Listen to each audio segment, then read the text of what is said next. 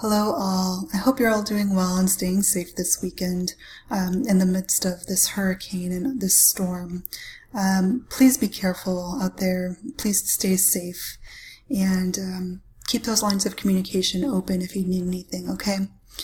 What I wanted to do today is give you some background on Greek New Comedy, since we need to talk about this for not only for your exam on Wednesday, but also to give you some grounding in this new genre before we move on and start talking about Roman comedy and then Shakespearean comedy and French comedy.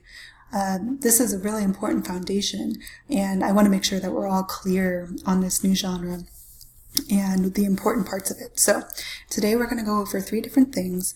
The first is comedy as opposed to tragedy. So how this genre really differs from ancient Greek tragedy and how it complements it in some ways. The second thing we'll be going over story structures or narrative structures, so we can talk a little bit about what makes new comedy particular and what makes this genre so special. And then the last thing we'll talk about are stock characters, or the kinds of characters that are associated with this genre and with all of the plays in this genre. All right, so let's get started. So we will start with Old, Middle, and New Comedy. So first of all, comedy in ancient Greece as opposed to tragedy.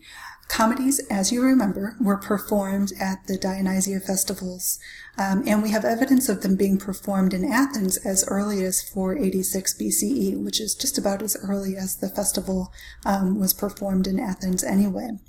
The comedies were performed on the 5th day of the festival after the 3 days of tragedies. So this was always the last thing. It was kind of the palate cleanser that allowed everyone to end on a happy note. And they showed 5 comedies on that final day. So it was a whole day full of just ridiculousness and laughter. Like tragedy, all of the actors in comedies were men. They were all wearing masks, but the costumes were pretty considerably different, where in tragedy they wore these very long robes and high boots. In comedy, depending on where we were in the development of the genre, they either wore slightly shorter costumes with padding, or they wore more realistic costumes that looked like everyday clothing.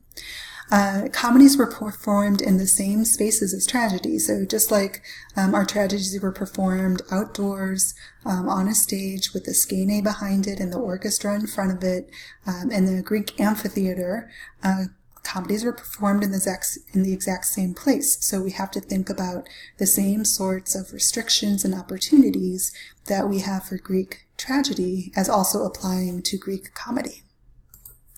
All right, so we have these distinctions: old comedy, middle comedy, and new comedy. And again, new comedy is what is most important to us, but let's get an overview of the other two as well. Old comedy was where the genre was really from about 500 BCE until about 380 BCE. And old comedy was characterized by explicit references to contemporary issues and political figures, and it really liked to parody or abuse the powerful individuals of Athens. So you can think about our modern sketch comedies like Saturday Night Live or Key and Peele, and imagine the way that they impersonate our political figures. That's basically what was going on in old comedy too. Old comedy also really enjoyed obscenity, and I realize that this is a typo on the PowerPoint, so my apologies. But by obscenity, I mean some of the costumes for the male characters included, enormously large penises that were always exposed throughout the show. The women the female characters had super padded boobs and butts. There was a lot of simulated sex on stage, a lot of raunchiness. So it was very high energy, and it kind of went for the gross out humor more so than the subtle forms of humor. The chorus in old comedy was also directly involved in the action. It wasn't just there to reflect on what was going on, but to actually push the plot along at times. Middle comedy lasts from about 380 to 325, so about the 50 years or so after that. And middle comedy changed from old comedy in that there was less interest in contemporary issues or contemporary people and more interest in mythological parody. So if we think of Greek tragedy as being interested in the demise of all of these great mythological figures, middle comedy wanted to make fun of them, not hold them up as pathetic figures worthy of our pity. At this point in middle comedy, we start to see the emergence of the stock characters that become so important for new comedy, and we also start to see the chorus withdrawing more from the action. So again, instead of only reflecting on the play or driving the play forward, they're there more so for purely entertainment and not so much for the plot. So new comedy lasts from about 325 BC onwards, and by onwards, I mean really up through the Roman era. This is a genre that becomes the bedrock for our modern ideas of romantic comedies or comedies of errors or situational comedies, or even social comedies. New comedy all comes from, or I should say all of those genres have their foundation in new comedy. So new comedy was apolitical in amythological meaning. They weren't interested in any of those things. The stories were about average men and women in Athens. The men and women were always concerned with marriage and money. There was, of course, an absence of obscenity, a very strong emergence and importance placed on stock characters, and the chorus was there only to provide a musical interlude between acts.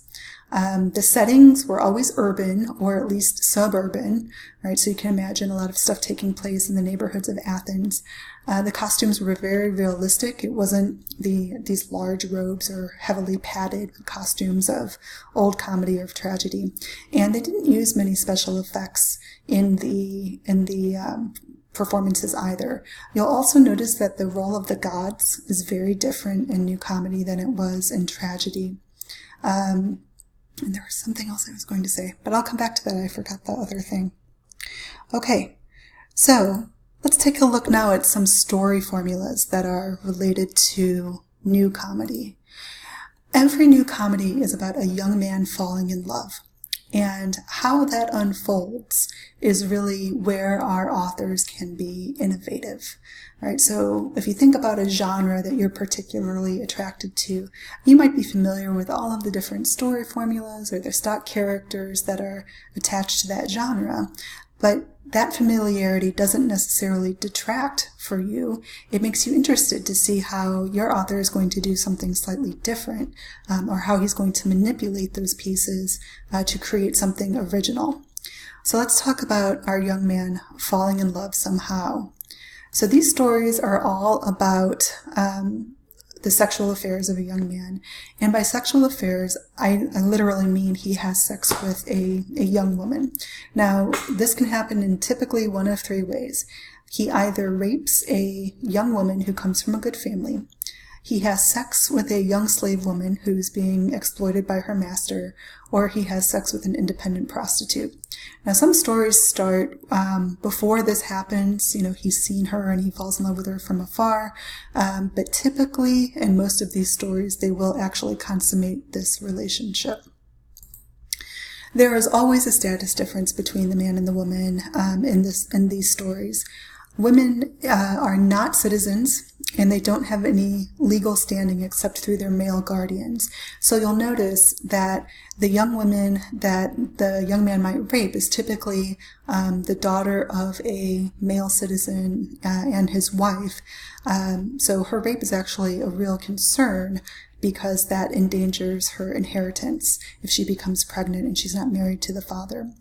Sex with a young slave woman or sex with a prostitute, of course, these women don't have families to look after them, and they are owned by their pimps or they are owned by their masters. So they have very little say in what goes on in their lives. So this issue of male guardianship is very much a problem for both the young man who's in love with the girl and for the girl herself.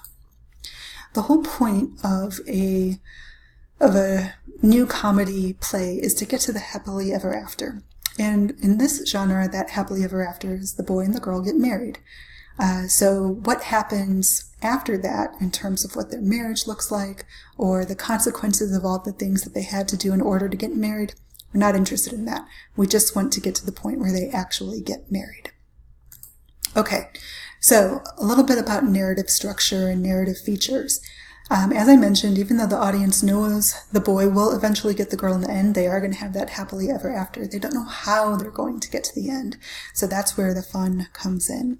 So our protagonist is a young, wealthy, unmarried man, and I've been calling him a boy at times because he is in this kind of transitional stage between being an actual boy and being what the Greeks would consider an adult man, which would be around the age of 30 when they would typically get married. So honestly, he's not that much older than many of you, probably in his early to mid-20s, no longer being educated actively, but wealthy enough to have some leisure time and to be on the lookout for pretty young girls. So the catalyst of the story is that this boy meets the girl, or he's already met her and has had sex with her and wants to marry her. The antagonists in the story are going to be her relatives or her master or pimp, his relatives sometimes, or a rival for her affection. So I make reference to allies, and I mean the slaves or the servants or the parasites of the protagonists and the antagonists who help to move the action of the play along. The obstacles that they're facing are typically related to status. So she's not free. That's a major obstacle. Maybe his family disapproves of her, or her family disapproves of him, or she's already betrothed or promised to another man. So the whole point is to get around these obstacles and get to the point where the male guardian or guardians relent and allow the boy and the girl to be betrothed. So again, I mentioned this is sometimes called a comedy of errors because of all the little schemes that go on in the background in order to get to this happily ever after. It involves all kinds of tricks and schemes and deceits to get there. And again, sometimes called a romantic comedy, since the whole point is for a male and female romantic partner to reach the logical conclusion, which is getting married. Okay, so I mentioned that stock character types are very important for these plays, and stock types are very much influenced and reinforced by the masks that the actors wore. And so I'm showing you some pictures of vase paintings and mosaics from the ancient world that depict the masks. So very much like tragedy masks, this would have fit over their whole head, the whole head of the actor, with the wig included. But just looking at the mask would sometimes give the audience the sort of hint that it needed as to what sort of character this person was supposed to be. So looking at our display of character types, I've tried to color code them a little bit. So in orange, we have sort of the family members. There's always an old man who tends to be the father of the young man in love, or the father of the object of his affection. Sometimes he's very angry and sometimes he's supportive. It just depends on the story. On the right there, occasionally the lady of the house will be involved. This might be the young man's mother, and she's typically represented as a very dominating type who's very imperious and very commanding. Of course, the object of the young man's affection, we've talked about who she might be. Rarely is she the nice young woman of fellow citizens. She's normally, like I said, of a different status from him. And of course, the young man in love, who's our protagonist. In the yellowish color, greenish color in the middle, we have the clever slave and the dumb slave. So the clever slave has his little sneaker there because he's often working overtime to help the young man in love reach his desire. Sometimes his freedom is riding on whether or not he's able to make this happen. So you see him hustling, truly hustling. The dumb slave is the exact opposite, as you might imagine. He does not really understand what all the hubbub and all of the schemes are about, and he's usually depicted as a foil for the clever slave. In the gray, we have our kind of independent contractors of sorts. Sometimes there are cooks or hired servants who get pulled into the schemes, and they're usually very big personalities. Braggart soldier is exactly that. He's typically the rival of the object of the affection. and comes back from war with a lot of money and a lot of attraction for young women that the young man in love has to try to combat. And then a parasite is basically a friend of the young man in love who's a bit of a moocher. All right, so he'll help, but only if there's something in it for him. All right, so this is our introduction to new comedy. Make sure you come with questions on Monday, and I'll see you all then.